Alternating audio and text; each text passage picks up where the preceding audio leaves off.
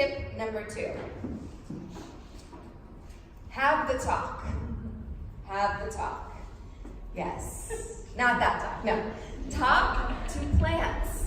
Seriously, commune with nature, okay? Henry David Thoreau said, "I believe that there is a subtle magnetism in nature which, if we yield to it, will direct us aright."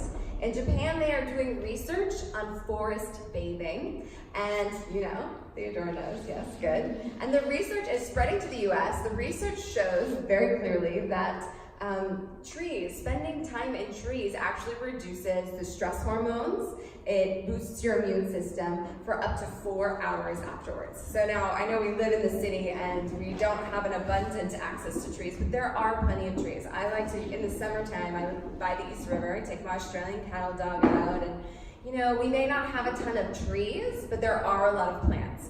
And part of it is taking in nature, like taking a moment to notice the texture of the plant. I know it sounds really hippy-dippy, but it brings you really present, and plants do have a chemical response with our bodies, an electromagnetic response with our bodies.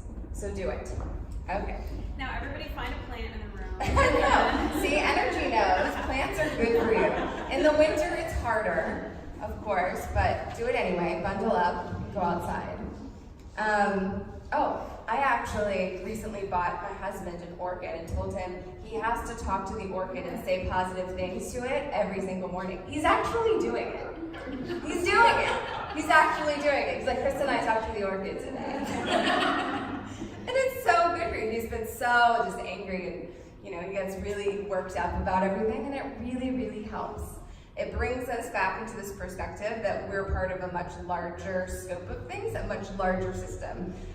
We're human beings in a larger world, in a larger universe. This is a small piece of everything. So it's perspective.